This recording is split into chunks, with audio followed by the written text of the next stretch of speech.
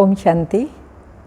22/7/2022 22/7/22 के बाबा के साकार अनमोल धारणा युक्त मधुर महावाक्य हैं।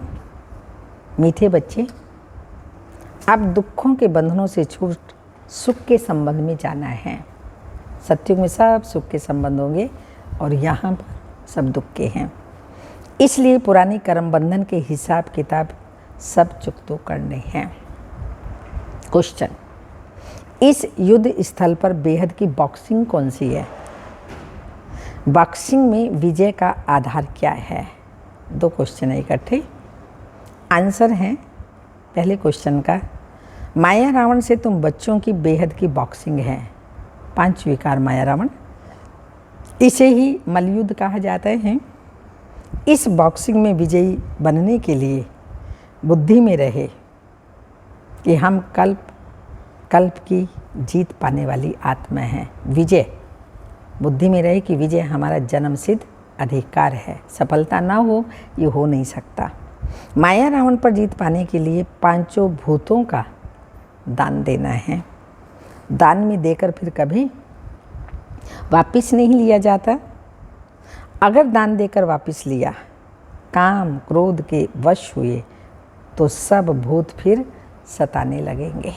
इसलिए बाबा को दे दिया, फिर हम क्रोध नहीं कर सकते, लोभ नहीं कर सकते, अपनी ऐसी वृत्तियां गलत नहीं रख सकते हैं, क्योंकि बाबा को दान में दे दिया तो हम कैसे ले सकते हैं। गीत, एक तू जो मिला सारी दुनिया मिली, खिला जो मेरा दिल सारी बगिया खिले। ओम शांति।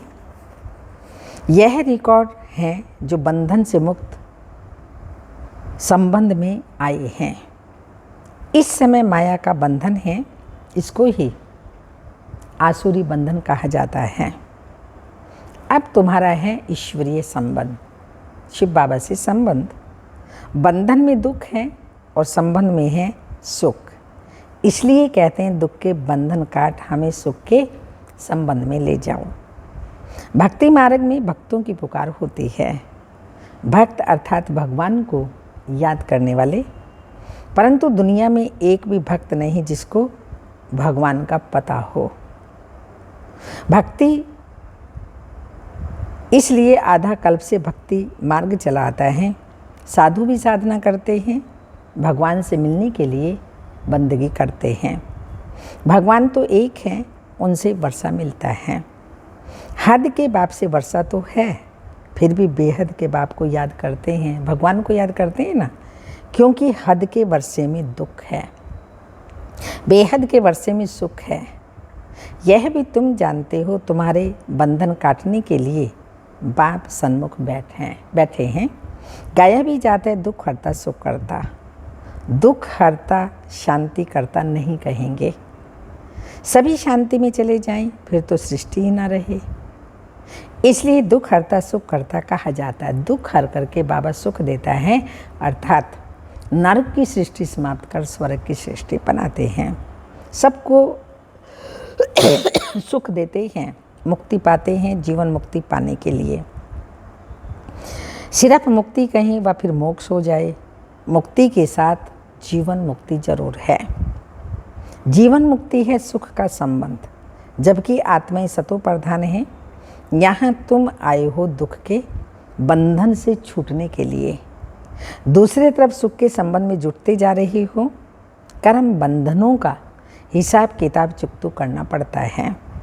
नई दुनिया में दुख है ही नहीं, तो पहले है सुख का संबंध, बाद में फिर दुख का बंधन शुरू होता है। सुख दुख सब खेल, बाबा ने कहा सुख दुख सब खेल के लिए हैं। तुम बहुत सुख तो बहुत दुख भी देखते हो। वो थोड़ा दुख तो थोड़ा सुख देखते हैं। भारत हैव इंसॉल्वेंट था, अब हेल इंसॉल्वेंट बना है। सबसे नया था, अभी सबसे पुराना है। बहुत दुख देखे हैं, अभी भी बहुत दुख हैं। इन दुखों से छुड़ाने के लिए ही तो बाप को पुकारते हैं।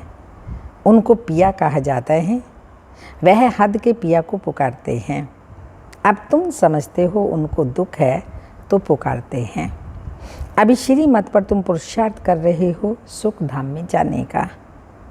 बाप कहते हैं हर 5000 वर्ष बाद मैं आता हूँ। तुम्हारी बुद्धि में अब ज्ञान भरा हुआ है आदि से अंत तक। तो तुम कौन हो गई? कौन हो गई? त्रिकालदर्शी हुए ना। तुम तीनों लोगों को जानते हो। मूल वतन में हम आत्माएं शांति में रहती हैं, हम असल में उस निर्वाण धाम के वासी हैं। फिर प्रवृत्ति धर्म में आने से इन ऑर्गन्स द्वारा पार्ट बजाते हैं। तुम सुख और दुख का पार्ट बजाते हो आदि से अंत तक। तो तुम हो ऑलराउंड पार्टधारी। तुम ही 84 जन्म लेते हो। तुमको अब रोशनी मिली है। 84 लाख जन्म तो हो ना सके। 84 लाख जन्म लेते हैं, 84 जन्म लेते हैं, बाकी वैरायटी योनियाँ तो ढेर हैं। 84 लाख योनियाँ प्रकार, ये 84 लाख प्रकार की योनियाँ होंगी, लेकिन वो अलग अलग। मनुष्य की एक ही योनि होती है और वो मनुष्य आत्मा जो देवी देवता धर्म की है 84 जन्म लेती हैं। गिनती करने वाला तो कोई है ही नहीं, इतनी ढेर की ढेर योनियाँ हैं। ऐसे ही धुक्का लगा देते हैं। अब तुम जानते हो कौन 84 जन्म और कैसे लेते हैं। सिख लोग व आर्य समाजी बोधि आदि 84 जन्म नहीं लेंगे। तुम बाप को जानते हो, इसलिए कहते हो गीता का भगवान कौन? ज्ञान सागर पतित पावन हेमनली गॉड फादर या सर्वगुण संपन्न 16 कला संपूर्ण संपूर्ण निर्विकारी श्री कृष्ण। हेवन का पहला प्रिंस श्री कृष्ण। ये पहेली तो बहुत सहज है, इसलिए बाबा ऐसी ऐसी पहेली छपवा रहे हैं। तो मनुष्यों की बुद्धि में बैठे तो जज करो गीता का भगवान कौन।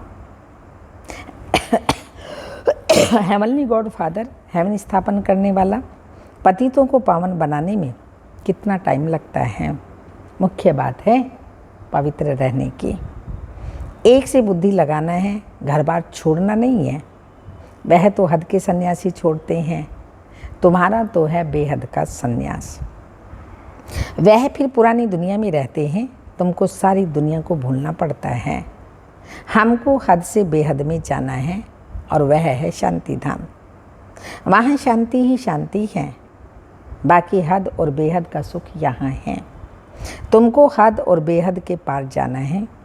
शांति धाम हम आत्माओं का घर है, वहाँ कोई पार्ट आत्मा बजाती ही नहीं, ऑर्गन्स ही नहीं है। फिर ड्रामा अनुसार तुम्हारा सत्युग का पार्ट इमर्ज होता है। जो तुमने पार्ट बजाया है कल्प कल्प वही पार्ट बजाते हो। ये बातें तुम्हारे सिवाय कोई बता नहीं सकते। सुख का संबंध, दुख का बंधन तुम जानते हो। तुमको रहना भी आसुरी संबंध में ही है, क्योंकि तुम अभी ईश्वरीय संबंध में रह नहीं सकेंगे। इतने सभी कहाँ रहेंगे? फिर तो सन्यासियों के माफिक हो जाए, कुटुंब को कहाँ ले जाएंगे? बच्चे वृद्धि को पाते रहेंगे। तो पहले पहले छोटा घर था, 3 पैर पृथ्वी के थे।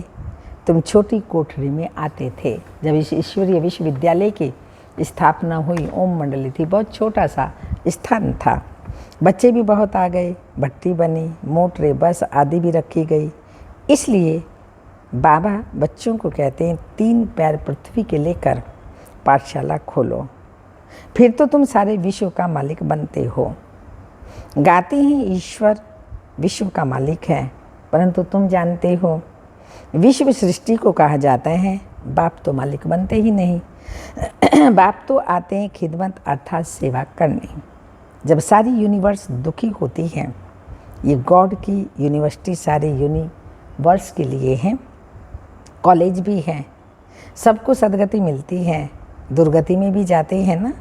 सूक्ष्म वतन मूल वतन में तो दुर्गति है ही नहीं। मूल वतन में तो दुर्गति में नहीं जाते, इसलिए यूनिवर्सिटी से सारे यूनिवर्स का कल्याण होता है। ये बातें कोई शास्त्रों में नहीं हैं। सभी की गति सदगति के लिए कहते हैं बच्चे मुझे आना पड़ता है, नहीं तो पावन कैसे बनेंगे। रावण भी कितना समर्थ है। तुम हमारी तरफ आते हो, फिर रावण खींच लेते हैं। माया बड़ी दुस्तर है, माया तुमको दुख में ले जाती है। ये खेल है, बॉक्सिंग में दोनों ही समर्थ है, राम भी और रावण भी। आधा कल्प हार आधा कल्प जीत होती है। ये बॉक्सिंग बेहद की है। इनको युद्ध स्थल भी कहा जाता है। इसमें माया रावण को जीतना होता है। कल्प पहले भी तुमने जीत पाई थी। तुम देख रहे हो कौन कौन निकल रहे हैं। कोई कहते हैं बाबा क्रोध आता है। अरे ये तो भूत है, भूत को कैसे अपने अंदर आने देंगे। दान में दे फिर वापस लेंगे तो बहुत सताएगा। तुमने 5 विकार दान दे दिए, इनका संन्यास करना है। बाकी घर बार छोड़ना भागना कायरता है।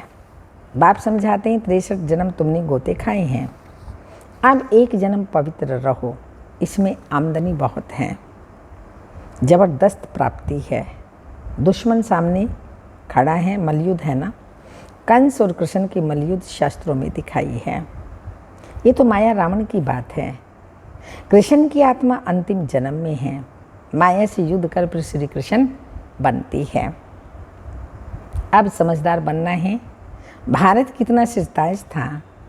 सूर्यवंशी की दरबार देखो, कितने हीरे जवाहरात के महल थे। यहाँ भी दरबारें होती हैं, आपस में प्रिंसेस मिलते हैं, नंबरवार बैठते हैं।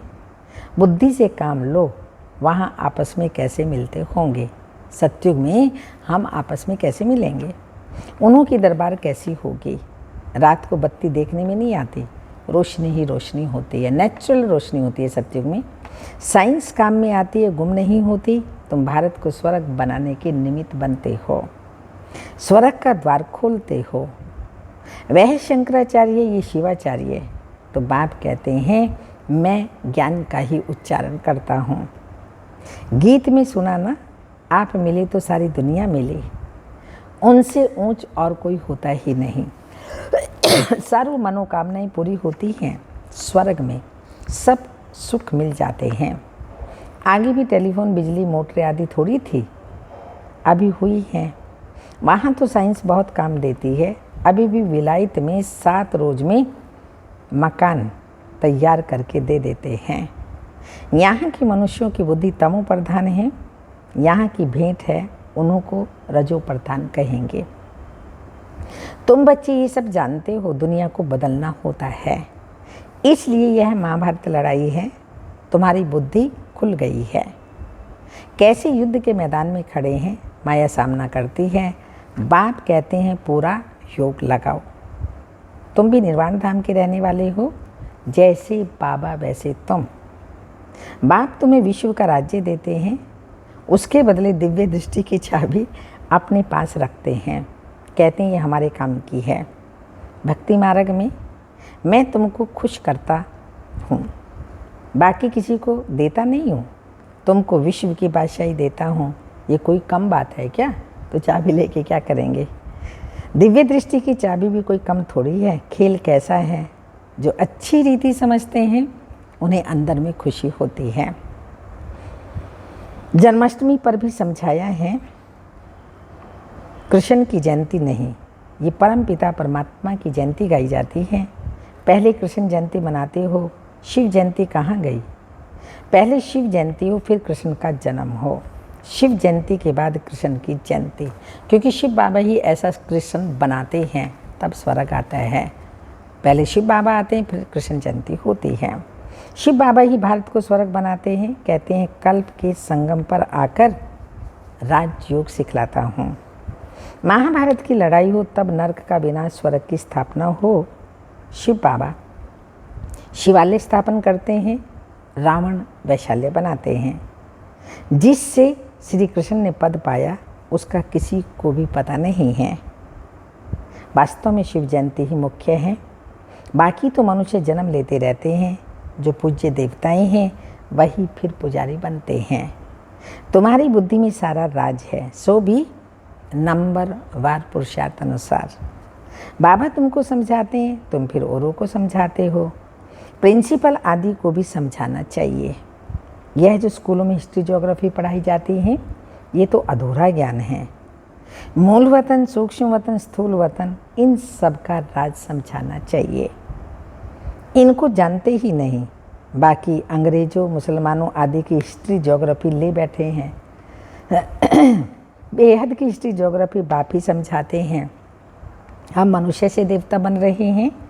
स्वर्ग का प्रिंस प्रिंसेस कैसे बने, आओ तो हम तुम्हें बताएं।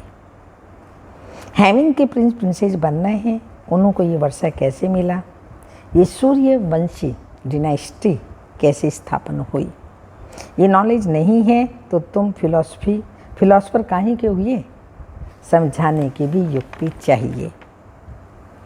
तो फिर वह क्या जजमेंट करते हैं। धर्मराज बाबा तो बिल्कुल एक्यूरेट है, उनके ऊपर तो कोई है ही नहीं। यहाँ तो एक दो के ऊपर हैं। सच्चा धर्मराज तो सिर्फ एक ही है। धर्म की स्थापना करना और राज्य बच्चों को देना, वो एक ही धर्मराज है। अच्छा, मीठे मीठे सिक्के लदे बच्चों प्रति माता पिता बाप दादा का याद प्यार। Good morning, diamond morning. रूहानी बाप की रूहानी बच्चों को नमस्ते। हम रूहानी बच्चों की रूहानी माता पिता बाप दादा को याद प्यार। Good morning, diamond morning. ओम नमस्ते। धारणा के लिए मुख्य सार हैं। बुद्धि को हद और बेहद से पार अपने शांति धाम में ले जाना है। दुख के बंधनों से छूटने के लिए ईश्वरीय संबंध में रहना है। सब संबंध ईश्वर से, बाबा से जोड़ने हैं, तो दुखों के बंधन ऑटोमेटिकली सब छूट जाएंगे। सेकंड पॉइंट, सारे विश्व की खिदमत करने के लिए 3 पैर पृथ्वी पर रूहानी यूनिवर्सिटी खोलनी है।